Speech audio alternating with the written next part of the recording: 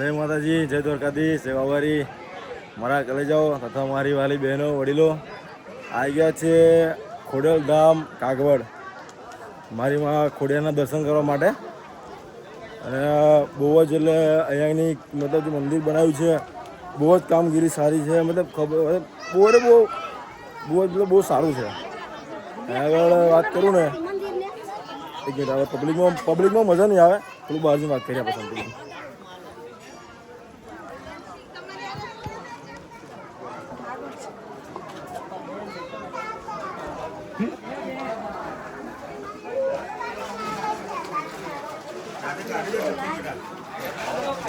Public બહુ આવે છે, તમે જોઈ શકો છો. બધા બતાવો. અહીંયા જાણવા મળ્યું છે કે દિવસની 4 ધજામાં ખોડિયારને ચડાવવામાં આવે છે. ધજા તમે દર્શન કર્યા તો ચિંતા ના કરશો. મને મોબાઈલ અંદર લઈ જવા દીધો, મતલબ નહીં દીધો તો પણ તમને હું ધજાના દર્શન કરાવી શકું છું. બરાબર. અને મંદિરની અંદર મને લઈ જવા દીધો નથી. કોણ મોબાઈલ મંદિરની અંદર મોબાઈલ લઈ જવાની સખ્ત મનાય છે, એટલે મંદિરની અંદર મોબાઈલ આપણે બધા પડતો યુઝ નહીં કર્યો. મોબાઈલ તો લઈ ગયા હતા પણ યુઝ નહીં કર્યો. આવો તમને હું મારા ખોડિયારની ધજાના દર્શન કરાવું. આવો.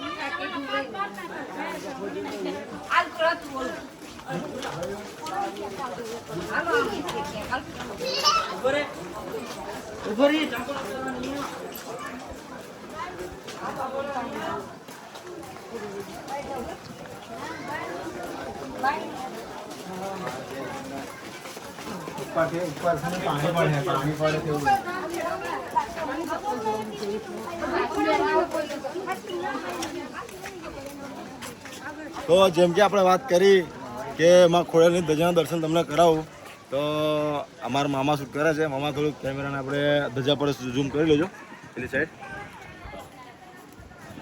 તમે બધા દર્શન કરો ધજાના. જય માં ખોડિયાર અને કોમેન્ટમાં લખતા જજો.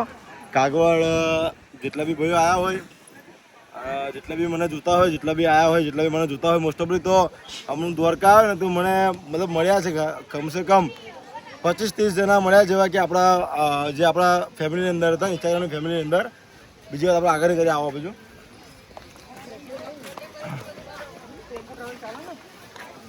પેલા તુષાર કે ભાઈ અને બહુ જ એટલે સારી સુવિધા છે અહીંની. બ્લેક આવે છે કે વ્હાઈટ આવે છે? નોર્મલી જ છે. નોર્મલી છે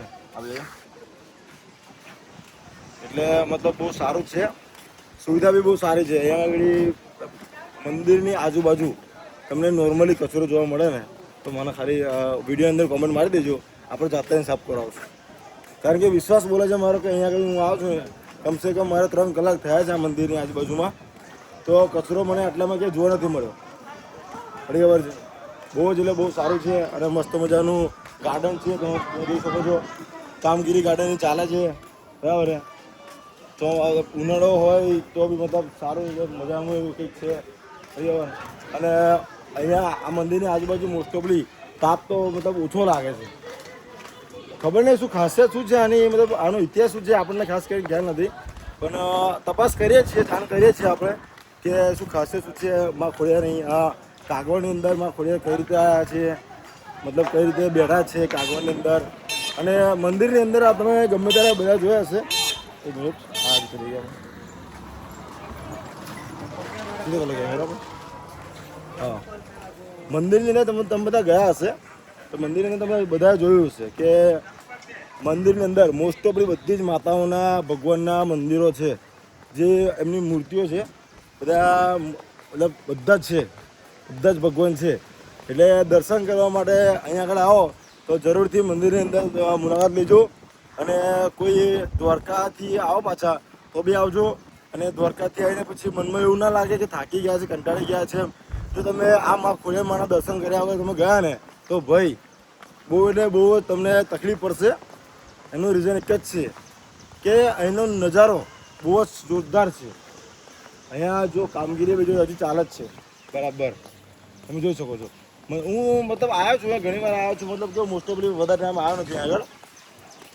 વધારે ટાઈમ આપણે આવ્યા નથી. આવ્યા છે, આવ્યા તો છું મને પણ કેવું એટલું બધું રાતના સમય પર આવવાનું હોય મારે તો બધા ખબર જ છે. રાતના સમય પર મારે આવવાનું હોય તો રાતના સમય પર કેવું હોય કે જેમ મને એમ જલ્દી આવી નીકળી ગયા એવું હોય. એટલે માટે આજે પણ મસ્ત સમય લઈને આજે આપણા તુષારભાઈનો જન્મદિવસ છે. તો તુષારભાઈના જન્મદિવસ નિમિત્તે અને તુષાર ગોહિલ એમની ગોહિલની કુળદેવી છે તુષારભાઈની માં ખોડલ. તો અહીં આગળ એટલા માટે દર્શન કરવા આપણે બધા પધાર્યા. તુષારભાઈની સ્પેશિયલી હતી ફરમાવીશ તો આ મતલબ તુષારભાઈએ કીધું છે. અને મંદિરનો મતલબ તમને ચારે બાજુનું લુક બતાવું દરવાજા. આ જુઓ, આ બીજો દરવાજો છે.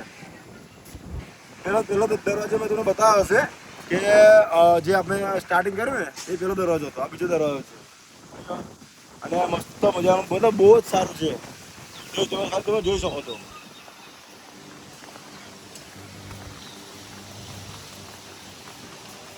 અને જે બી મતલબ અહીંયાના જે આ માં કાગળ મંદિર જેના બી મતલબ જે બી પોલિટિક્સના અંડરમાં આવતું હોય એ બધાનો બી આપણે ખૂબ ખૂબ આભાર માનીએ છીએ કે અહીંની મતલબ બહુ જ કાળજી તમે રાખો છો ભાઈ.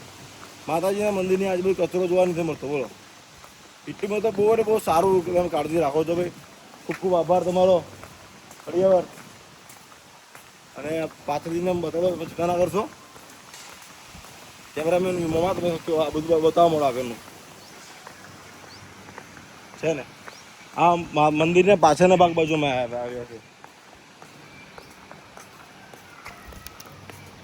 અને કામગીરી જુઓ ખાલી જે મંદિર બનાવવાવાળા જે વ્યક્તિ હશે ને એમણે પૂતના બનાવેલા છે આગળ જુઓ.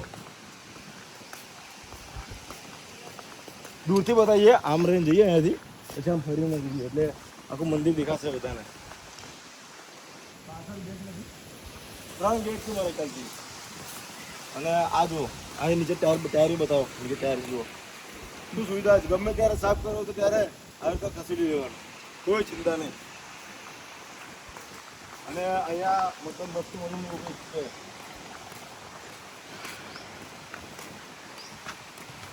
અને કોઈ મને મળે ને એવું કે આપણે અહીંયાના રહેવાસી હોય કે કોઈ પણ મળે ને આપણે જાણ કરીએ છીએ કે એમાં ખોડલ અહીંયા કઈ રીતે વસ્યા છે.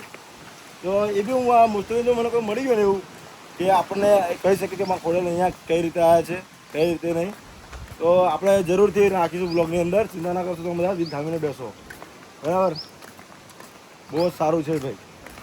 જો અને તમે આ રસ્તો જુઓ, રસ્તા જુઓ ગમે તે જગ્યા પર જુઓ કઈ બી જગ્યાએ એવું નોર્મલી કે પાન પડી ગયું હોય કે ગમે તેવું હોય કોઈ વેફર હોય ગમે તેવું એમ પડેકાના બી પેકેટ નથી દેખાતા આપણામાં. બહુ સુવિધા છે. અને અંદર માતાજીના મંદિરની અંદર મેં નોટિસ કર્યું છે એક વાત કે અંદર એસી હતી નહીં. ધ્યાન રાખજો તમે ગમે ત્યારે આવો તો નોટિસ કરજો કે એસી અંદર માતાજીના મંદિરમાં હતી નહીં. તો ભાઈ માતાજીના મંદિરની અંદર એ બહાર તો તાપના મોસમમાં બધા લાગે ગરમી કારણ કહેતા પણ મંદિરની અંદર મેં નોટિસ કર્યું છે ભાઈ કે અંદર એસી હતી નહીં પણ એટલું ઠંડક લાગે છે ને ભાઈ કે હવા તો ના પૂછો ઠંડુ લાગે છે. એમ એસીને બી ટક્કર મારે એવું ઠંડુ લાગે છે અંદર માતાજી મંદિરની અંદર. એમ બહુ જ સારું છે. અને દર્શન બી બહુ સારી રીતે થયા છે કેમ કે અહીંયા આગળ કેવું મતલબ બધું દ્વારકા જેવી સિસ્ટમ છે આખી એટલા માટે દર્શન બી મસ્ત થયા છે.